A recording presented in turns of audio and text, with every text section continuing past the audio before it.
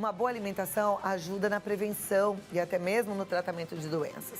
Então, por isso, hoje a gente vai falar sobre saúde integrada. Vamos tentar entender o que é isso? Com ela, que é nutróloga, fundadora da Essenza, que é o Núcleo de Qualidade de Vida, estudiosa, tem muitos seguidores que, aliás, obrigada por estarem acompanhando aqui a nossa programação. Seja muito bem-vinda, doutora Isabela Pilon. Que linda você. Uma honra te receber. Eu falei pra Isabela quando eu conheci, né? A gente olha assim, uma menina tão linda e nem imagina que por dentro tem tanto conteúdo, tem tanto estudo e você é uma daquelas médicas incansáveis que leva a saúde do seu paciente a sério, né? Isso mesmo. É muito importante, né, que o médico sempre continue se atualizando. Na medicina, o estudo nunca termina. A gente, cada dia mais, está fazendo congressos, buscando o melhor para a saúde do nosso paciente. E o que eu sinto aqui como apresentadora é que em casa os telespectadores também estão com essa sede, né? Eles também não querem parar de aprender, eles querem mais. Sim, então vou te convidar pra gente mesmo. sentar e começar o nosso bate-papo, tá bom? Tá ótimo. Então, fica à vontade. Você sabe que a gente tem as participações ao vivo aqui pelo WhatsApp, então você que quer mandar já a sua pergunta para a doutora Isabela, pode mandar no 011 950 45 18 40, que daqui a pouquinho a gente vai ter a oportunidade de ouvir as respostas. Mas vamos lá, a gente vai falar de saúde integrada. O que é isso? Então, saúde integrada é um conceito, né, que o nosso núcleo construiu. Um fundamento do nosso núcleo. O que seria? Hoje, a medicina baseada em evidência, ela tem demonstrado que existem muitas doenças, né, que são o motivo causal delas poderia ter sido prevenido por pequenas práticas.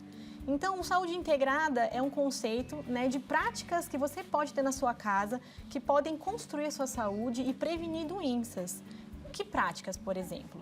Né? Há uma alimentação saudável, a prática de atividade física, a meditação, né? A cada dia mais existem evidências que a meditação ela é benéfica para a saúde no sentido de gerenciamento de estresse.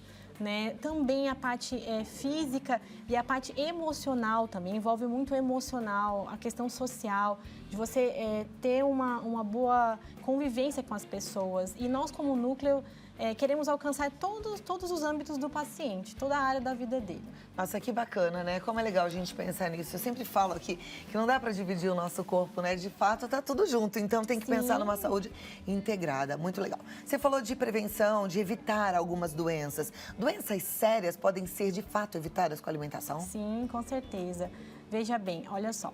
Hoje, a medicina ela tem um dos termos que mais tem visto, estudado, é a parte da alimentação no sentido assim da microbiota, por exemplo, no intestino, pensando um pouco no intestino. Né? Eu acabei de sair de um congresso, a gente está num congresso e no mundo inteiro a medicina tem estudado o intestino como um órgão muito importante. Esse ano ainda, né, um jornal muito conceituado médico inglês, né, de 2017, ele ligou justamente a questão do intestino, da microbiota, né, que são aqueles seres que vivem no nosso intestino, para vocês entenderem, a obesidade e ao diabetes. E o que tem a ver isso com doenças? Né? A obesidade e o diabetes são doenças e são realmente entidades hoje que no Brasil a incidência é altíssima. E elas estão diretamente relacionadas ao que mais mata no Brasil, a maior taxa de mortalidade, que é o infarto e o AVC. E isso tudo poderia ter sido evitado com um tipo de alimentação saudável e uma mudança de estilo de vida. Em que sentido?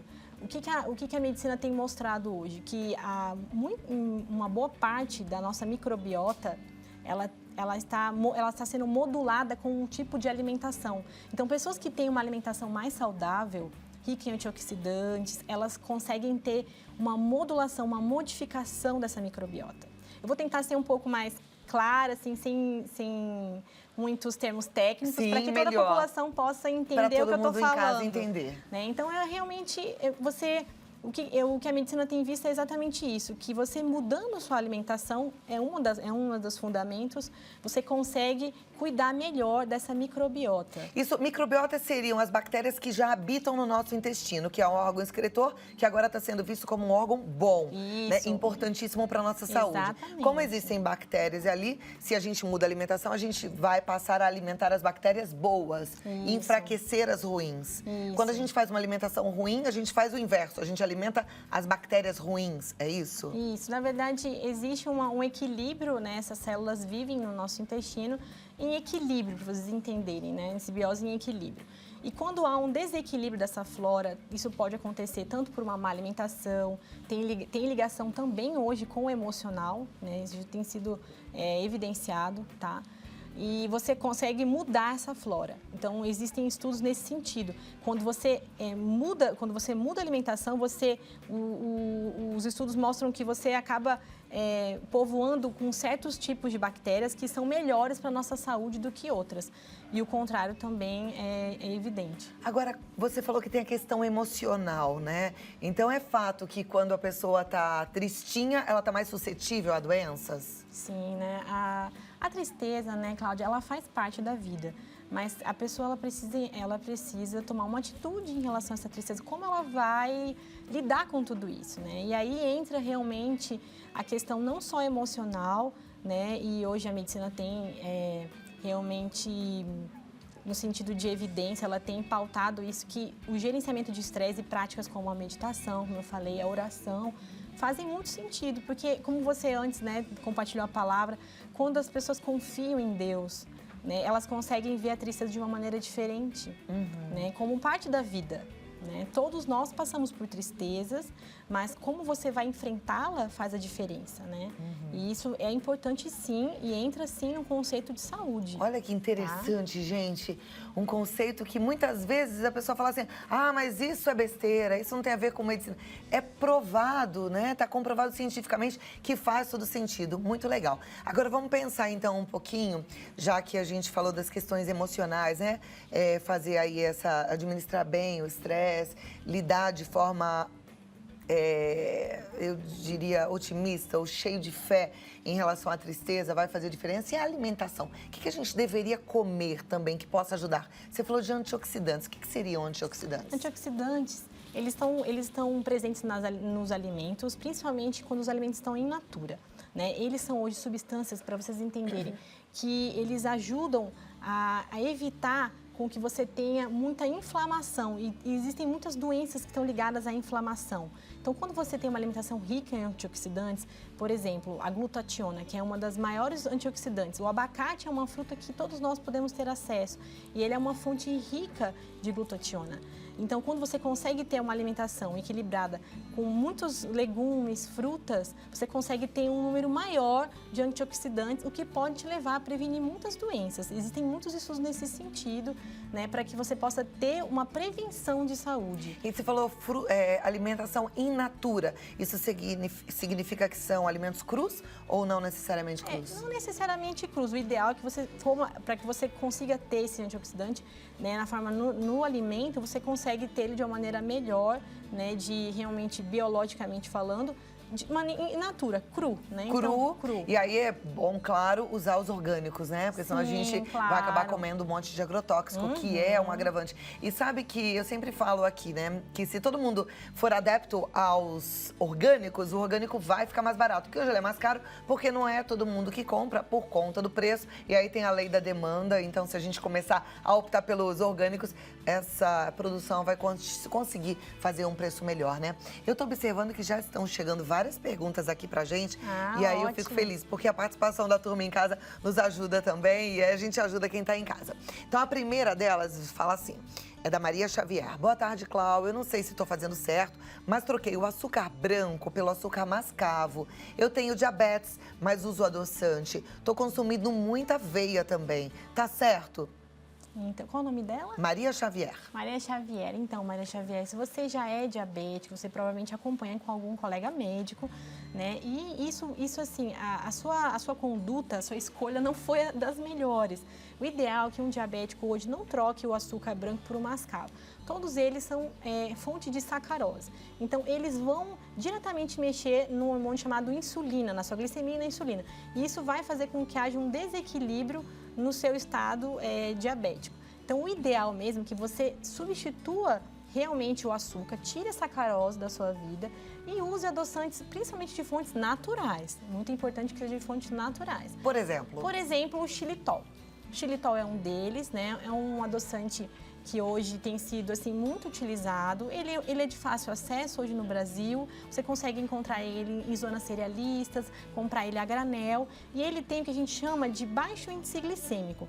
Então, ele é um adoçante muito assim, indicado para os diabéticos. E outro também seria o stevia, porque o xilitol, ele não tem aquele gosto residual, o stevia, né? eu acho difícil, eu acho gosto ruim. Então, geralmente as pessoas reclamam do stevia. Mas o stevia também é uma excelente opção. Quando a pessoa não tem esse problema do gosto residual, o stevia é uma excelente opção. Mas o xilitol é de fácil acesso e você consegue encontrar em lojinhas de cerealistas. O que é o xilitol, doutora? O xilitol é um adoçante, tá? Ele é originado do milho e ele também é usado hoje como pré-biótico. Então, quando ele chega no intestino, ele age também como um alimento funcional, não é só para adoçar. Porque a ideia é que você use o alimento, qualquer alimento, que ele possa beneficiar você, que ele possa te trazer algum benefício. E o xilitol, ele é usado hoje também, não só como adoçante, mas como pré-biótico. Ele age, em que sentido pré-biótico? Ele age como uma função protetora ali para o seu intestino, junto com os probióticos, que são a microbiota e os lactobacilos. Tá joia. Aqui, mais perguntas. A Zeni, gente, a Zeni é de Feira de Santana, na Bahia. Ela fala assim, eu estou grávida e mudei minha alimentação. Agora eu só como verduras, saladas, frutas e leite. Eu estou fazendo bem? Saladas, frutas. Saladas, verduras, frutas e leite. Acho que salada ela deve estar falando de alface, né? Verdura, talvez ela esteja pensando nos verdinhos mais consistentes. Aí, pensando assim, a gestação é uma época muito importante, né, na saúde da mulher.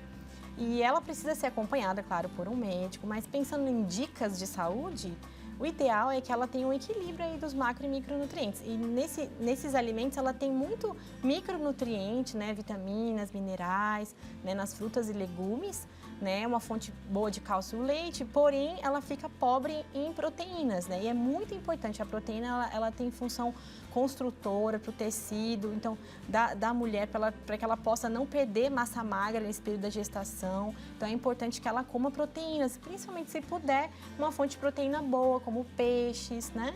Frango, se puder orgânico, é uma dica. Muito bem. Eu fiquei com uma dúvida aqui. Como ela tá grávida, ela não tá, pelo que eu tô percebendo, fazendo muito uso de carboidrato, né? Ela não tem nada assim, tirando as frutas. E a gente sabe que algumas verduras têm um pouquinho de carboidrato. Eu acabei esquecendo desse pedaço, porque como a minha alimentação é uma alimentação do estilo mais para o low carb. Eu faço uma alimentação assim. Então, uma grávida, não sei como é que tá o peso dela, né? Mas se ela tiver sobrepeso, ela não tem o malefício de tirar tanto o carboidrato, né, de fontes refinadas. O ideal é que ela realmente, se ela for comer um carboidrato, que ela come carboidratos complexos, como a aveia, né? Ou então carboidratos assim que já existem, por exemplo, em alguns grãos, como a quinoa. Então, assim, se ela quiser incluir um carboidrato, que seja um carboidrato de fonte complexa, nunca um refinado. Né? Ele não vai fazer falta para ela em momento algum na gestação e para ninguém. Quando você fala de refinado, você está falando do macarrão, do arroz. De tudo que é, né, do pão, né? Do pão branco. Esse arroz, não macarrão. Precisa. Não, esse a gente não. pode esquecer, tá joia? Vamos continuar aqui mais uma. A nossa telespectadora não se identifica, mas ela fala o seguinte. Boa tarde, eu tenho vontade de fazer uma dieta viva. Atenção, pergunta sobre dieta viva. Ela quer saber se é melhor para Flora e ela está perguntando o kefir auxilia na Flora? Você responde já sobre dieta viva e sobre kefir. Ó, tem muita gente querendo saber sobre kefir. Sim. A gente fala sobre ele. Tá. Deixei uma dúvida no ar, né? Que era sobre Sim. alimentação viva e o kefir. Toda vez que eu falo com nutrólogo, com nutricionista, as pessoas falam o kefir. E aí, me conta do kefir. Esse é um assunto que está em evidência porque está tão na moda, né? Isso, está bem polêmico, está bem na moda. Tem crescido muito essa cultura de culinária mais natural, vegana, né? E dentro nesse sentido entrou o kefir. O kefir já é utilizado há muitos anos, né? É uma prática milenar e ele é um alimento que hoje é considerado um pré-biótico. Um pré-biótico que também entra com uma função. Ele é, sim, benéfico à saúde, né? Que ele age também como um alimento, para você entender, um alimento para as células, para ficar claro para as pessoas, um alimento para as células intestinais, né? Ele age junto com a microbiota. Então, ele traz benefícios à saúde da microbiota. Mas o kefir, por exemplo, do leite, porque tem kefir de leite e kefir de água. O kefir do leite, ele tem lactose? Porque também, ao mesmo tempo que fala-se bem do kefir, fala-se mal da lactose. E aí, a gente fica numa situação meio complicada. Sim, existem. O kefir de leite, eu não indicaria para uma pessoa que tem sensibilidade ou intolerância à lactose. Né? Porque a gente não sabe até que ponto, né, na manipulação, esse kefir foi feito, como ele foi feito, ele realmente entrou ali, houve uma oxidação da lactose e não esteja presente a lactose. Então, o ideal é que as pessoas que têm já, sabiamente, elas já sabem que tem uma intolerância à lactose ou sensibilidade, elas não façam uso do kefir de leite. Muito bem, então pode fazer opção pelo kefir de água, nesse caso. Mas os dois são benéficos e funcionam como prebiótico, é isso? Prebióticos, exatamente. Tá joia. Aqui, olha, a próxima pergunta. Boa tarde, Cláudia. Eu gostaria de colocar uma situação que eu tenho passado diariamente. O meu intestino não funciona muito bem e às vezes eu tomo chá de sene. Eu gostaria de saber se esse tipo de chá pode dar algum problema na flora intestinal. Então, esses chás, chás que são indutores assim, de diarreia, em excesso, eles podem sim trazer algum dano inflamatório às suas células intestinais. O ideal é que ela realmente mude a alimentação. Como a gente estava falando, tudo volta para o intestino. A gente está pensando em uma alimentação saudável. Agora pensa, para nós, né, nutrólogos, o trato gastrointestinal é um órgão nobre. A gente precisa manter ele realmente saudável, porque, entenda bem, você vai comer um alimento ou qualquer outro nutriente, vitaminas, suplementos, tudo vai ser absorvido ali. Então, essa paciente, ela da onde ela é? Ela não fala, ela só fala que o intestino não funciona bem. Sim. Então, ela é uma paciente que provavelmente está induzindo, por um hábito, né, de usar esses chás, uma inflamação no intestino. Isso pode levar a consequências até uma doença intestinal no futuro. O ideal é que ela mude a alimentação e tenha uma alimentação rica em fibras e faça uma boa ingesta de água. Porque sem ingesta de água não há uma boa formação de bolo fecal. E aí ela vai ter constipação. Então vamos falar um pouquinho de prisão de ventre, porque isso é um problema que muitas das nossas telespectadoras têm e é um sofrimento. Ontem a gente ainda ensinou aqui a fazer uma granola maravilhosa, super saudável. E a gente falou sobre a importância de ter o intestino funcionando diariamente, né? Ter uma frequência de ir ao banheiro e tudo para você não virar aquela pessoa enfesada, né? Brava. Dá para mudar esse jeitão de ser? Por exemplo, a pessoa que desde sempre teve o intestino preso, ela pode mudar isso? Então, sim. Exatamente o que a gente tem estudado nesse sentido é que a nossa microbiota, ela pode ser modificada. Na medida que você muda essa microbiota, você consegue ordenar essa parte do intestino. E isso somado a outros fatores, que é uma alimentação saudável, a ingesta de fibras e água, vai fazer com que o seu intestino volte a ter vida, assim, para vocês entenderem, vida novamente. Porque hoje o que acontece muito é esse desequilíbrio, né? A conhecida disbiose, né? Um desequilíbrio dessas células da flora intestinal. E aí, esse intestino ele fica realmente debilitado, não tem um funcionamento adequado. Então, é muito importante que a alimentação entre aí como, sim, um fator de prevenção e tratamento da constipação intestinal. E aí, o tratamento seria a ingesta de fibras com bastante hidratação. Eu tô falando de quê? De frutas, eu tô falando de aveia, da granola, por exemplo? Sim, as frutas, legumes, todos eles têm fibras solúveis e insolúveis. Então, o ideal é que você haja uma diversidade, né? A diversidade, ela realmente faz com que você consiga obter não só uma variedade de vitaminas, minerais, mas como também das fibras. Há também, né, a possibilidade de suplementar essas fibras, né? E aí você precisa procurar um profissional médico, né, ou nutricionista, nutrólogo, para que hajam juntos em conjunto uma dieta individualizada para você, para o seu histórico. Isso é importante. Então, aquela pessoa que está habituada a tomar o chá para ir ao banheiro, ela deve jogar esse hábito fora. Sim. E ela pode, ao contrário, fazer uso de fibra, mesmo que seja uma fibra suplementada. Sim. Existem os pozinhos, existem Sim, as cápsulas de fibra. E aí tem que procurar um nutrólogo para fazer isso Sim. direitinho. Legal. Ó, bom, hein, gente? Estamos aprendendo bastante. A nossa intenção é essa, te ajudar para que você tenha mais qualidade de vida, para que você viva melhor e seja cada vez mais feliz. A Melissa Miranda, a Melissa sempre presente, obrigada, viu? Ela diz assim, uma pessoa, por exemplo, com 50 anos, que durante toda a vida teve uma alimentação desregrada, pode prevenir uma doença mudando hábitos alimentares? Pode sim, claro. Mesmo aos 50 anos? Mesmo aos 50 anos. Pessoal, nunca é tarde para mudar o estilo de vida, né? Pensando em longevidade, qualidade de vida, né? Hoje, a mudança de estilo de vida, ela é um fator, assim, muito importante na prevenção e no tratamento de doenças. Ainda aos 50 anos, você pode sim, você que está me assistindo na sua casa, você pode iniciar uma atividade física, você pode iniciar uma alimentação saudável, você pode iniciar uma prática de meditação, oração e gerenciamento do estresse, realmente buscar todos esses fatores juntos para que você tenha mais longevidade, mais saúde, mais qualidade de vida. É sim possível. Sem problema. Então vamos lá, né? Mudar esse estilo de vida e buscar mais saúde. Tem uma fã aqui, a Isaura de Oliveira, lá de Franca. Ela fala, melhor doutora e nutróloga do Brasil. Parabéns, Edvida e Cláudia, por trazerem pessoas tão capacitadas como a doutora Isabela Pilon. A outra, meu nome é Lúcia Fernandes, tenho 60 anos, estou com gordura no fígado. Gostaria de saber se existe uma dieta eficaz. Ela tem colesterol acima de 200. Não, sim.